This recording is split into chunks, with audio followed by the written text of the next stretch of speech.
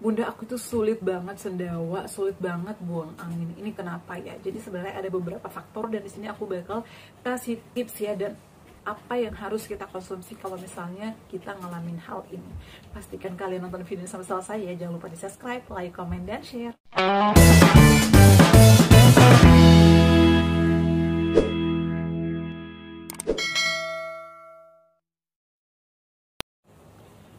Assalamualaikum warahmatullahi wabarakatuh. Halo semuanya, selamat datang kembali di channel aku, Adifa dan Bunda. Apa kabarnya nih? Semoga semuanya sehat selalu ya. Nah, di video kali ini aku bakal share lagi dan menjawab pertanyaan kalian ya. Jadi masih banyak banget ya sensasi-sensasi yang dialami oleh pejuang asam lambung. Jadi untuk sensasi asam lambung GERD anxiety itu beribu-ribu sensasi, bahkan menurut aku berjuta sensasi. Karena semua sensasi itu ada hubungannya dengan asam lambung. Ya, dari begas, sendawa, ada juga yang sulit sendawa, sulit BAB, kemudian sulit tidur, batuk, itu semuanya ada hubungannya dengan asam lambung GERD anxiety. Biasanya juga sulit tidur, kelayangan ya, jadi banyak banget. Makanya di sini aku selalu memberikan kalian tips dan juga motivasi agar kalian bangkit dan cepat sembuh ya. Karena aku juga pernah ada di posisi tersebut teman-teman ya. Kalian gak usah takut, gak usah khawatir, terus positive thinking. Jadi kita itu pejuang asam lambung identik overthinking dan sering banget memikirkan hal-hal yang jauh belum tentu terjadi sama kita. Aku dulu tuh sering banget kayak gitu ya. Tapi insya Allah dengan kita menerapkan 3P ya, pola pikir, pola makan, pola hidup sehat, insya Allah itu bakal sembuh dan gak bakalan kambuh-kambuh lagi. Jadi untuk pejuang asam lambung GERD ini, kalau yang udah sembuh itu pasti akan lebih teratur makan, memikirkan hal yang positif, dan tentunya tetap berolahraga ya, karena olahraga itu juga sangat penting untuk tetap mendukung kesembuhan kita dan juga mempercepat proses pemulihan kita. Nah, langsung saja di video kali ini aku bakal jawab ya, ada beberapa pertanyaan dari kalian ya yang belum ada videonya sama sekali ya. Jadi Bunda, aku tuh bukannya sendawa-sendawa, malahan susah sendawa, susah buang angin. Jadi ini juga karena pencernaan kita ya, ada gangguan usus biasanya seperti itu. Jadi hal-hal apa sih yang harus kita lakukan kalau misalnya kita sulit sendawa dan sulit kentut atau sulit buang angin ya? Nah, yang pertama tentunya kita harus menerapkan, memperbaiki pola makan kita ya. Pola makan yang utama ya, jadi polanya diatur jam-jamnya, selain itu juga menu-menunya. Kemudian perhatikan juga setelah makan jangan langsung berbaring, karena itu biasanya langsung naik ya asam lambung kita, langsung naik ke dada, biasanya ada sensasi panas ya, panas terbakar ya di dada, bahkan sampai ke esofagus itu kadang panas ya, ada yang mengganjal. Itu adalah penyebab utamanya. Kemudian selain itu juga cara yang harus kita lakukan pertama itu adalah konsumsi air putih hangat ya. Konsumsi air putih ini jangan 1 gelas atau 1 centong langsung habis. Jadi sedikit demi sedikit, apalagi nih kalau misalnya kalian sudah makan nasi, jangan langsung minum air ya. Kasih jeda dulu, biasanya 15 atau 20 menit agar kita tuh nggak begah banget. Kemudian setelah itu konsumsi air sedikit demi sedikit, itu nanti bisa sendawa ya. Jadi angin-angin yang masuk itu ya, yang tadinya banyak gas itu nanti perlahan-lahan keluar. Bunda, aku udah konsumsi, udah minum air sesering mungkin, tapi kok nggak ampuh-ampuh, nggak sembuh-sembuh, masih aja sulit sendawa, sulit buang angin. Cara yang kedua yang harus kalian lakukan adalah perbanyak gerak. Jadi jangan duduk aja, jangan selonjoran aja, jadi gerak. Olahraga ya, kemudian atur nafas, lakukan pernafasan diafragma, biasanya tarik nafas dalam-dalam, kemudian ditahan sekitar 3-5 detik, lalu dibuang.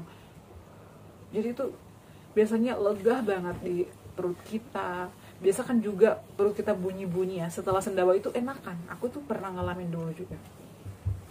Kemudian hal lain yang kita harus konsumsi, biasanya nih ya, kalau misalnya aku tuh sulit banget sendawa itu kan menimbulkan ungap ya, sesak gitu. Jadi biasanya aku langsung minum yang manis, tapi jangan gula juga. Kalau misalnya mau minum yang manis, boleh gulanya sedikit aja. Setelah itu dikonsumsi pakai air hangat. Kalau misalnya aku nggak mau minum gula Bun, takut diabetes misalnya, atau udah terlalu banyak minum gula, minumnya itu adalah madu. Bisa madu murni, bisa madu Zetsma. Itu yang sering aku konsumsi. Tapi kalau misalnya kalian sudah konsumsi ini semua tapi masih susah banget sendawa buang angin, cara yang selanjutnya adalah konsumsi air kelapa hijau. Ini ampuh banget, beneran.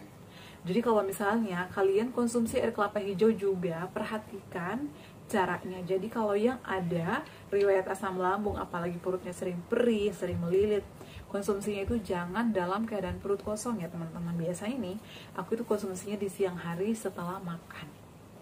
Jadi setelah konsumsi air kelapa hijau ini tuh semuanya keluar. Aku tuh sampai kadang merah keringatan karena sendawa terus. Jadi kayak gasnya itu pada keluar semua dan perut itu kayak bunyinya kerucuk-kerucuk itu. Jadi setelah dahak-dahak itu keluar, setelah sendawa-sendawanya itu banyak, angganya keluar tuh, jadi kita lega, nafasnya jadi lega. Ya, Bun, di sini gak ada kelapa hijau, apa dong yang harus aku konsumsi? Nah, cara aku nih yang terakhir, aku konsumsi air tajin, tapi pakainya yang beras merah. Itu boleh pakai yang organik, boleh juga pakai yang beras merah biasa. Itu menurut aku ampuh banget ya, karena aku sering konsumsi juga. Nah, jadi itu adalah hal-hal yang kita lakukan kalau misalnya kalian susah sendawa ya, susah buang angin, lakukan hal-hal itu. Kemudian jangan lupa juga terapkan olahraga ringan secara teratur, pikirannya juga dikontrol, istirahatnya yang cukup. Jangan mentang-mentang lagi banyak kerjaan nih lupa sama istirahat. Aduh Bun, aku dikejar deadline nih, harus ngerjain ini, harus. Kita juga yang utama itu adalah perhatikan kesehatan kita. Dan juga menu-menu makanannya harus diperhatikan benar-benar ya. Hindari dulu yang pedas, hindari dulu yang kafein, soda, kemudian berminyak-minyak, berlemak. Itu dihindari dulu yang asam-asam yang kecut. Pilih buah-buahan juga dan sayuran yang aman buat kita ya. Dan pada saat makan juga harus dikunyah halus ya, karena pejuang asam lambung GERD itu pencernaannya sedang tidak baik-baik saja atau sedang terganggu. Jadi kadang makanan yang masuk itu susah dicerna, membutuhkan waktu berjam-jam untuk dicerna. Makanya saran aku dikonsumsi atau dikunyah secara halus. Dikunyah makanannya sekitar 20-30 kali dikunyah sampai benar-benar jadi air, jadi mudah dicerna. Jadi kita itu nggak begah ya, pengosongan makanan di lambung itu cepat ya. Seperti itu sih teman-teman, dan jangan ngeluh ya. Jadi untuk pejuang asam lambung GERD itu muncul pada diri seseorang karena ada sebab dan akibatnya.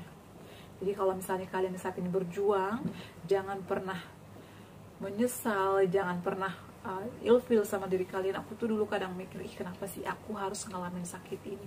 Kenapa harus aku, bukan orang lain gitu loh. Nah, jadi memang semua itu sudah takdir dari Allah. Jadi kita harus terima, jangan lupa bersyukur, jangan pernah ngeluh. Semua itu pasti ada obatnya, semua pasti ada jalan keluarnya. Jadi nggak usah takut, nggak usah khawatir.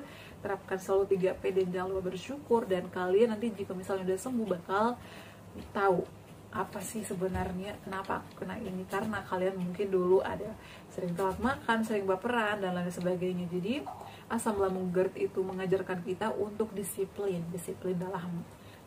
dalam hal makan, pola pikir, pola hidup. Jadi nggak boleh menunda-nunda, nggak boleh makan berlebihan juga, nggak boleh mubazir.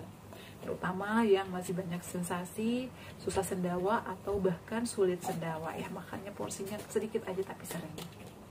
Seperti itu ya teman-teman ya, kalau yang masih sering sulit sendawa dan juga yang susah buang angin. Semoga menjawab pertanyaan kalian nih. Jadi yang dikonsumsi itu adalah kelapa hijau sih yang ampuh menurut aku, dan juga air tajin beras merah. Karena itu juga bagus untuk sembelit ya, dan juga melancarkan pencernaan kita. Oke teman-teman, cukup sekian ya video kali ini, semoga bermanfaat. Terima kasih yang selalu setia menonton video-video aku. Semoga kalian juga lekas sembuh. Jangan lupa untuk terus dukung channel aku Ade dan Bunda dengan cara like, comment, share, dan subscribe. Assalamualaikum warahmatullahi wabarakatuh. Sampai ketemu lagi di video-video aku selanjutnya. Bye.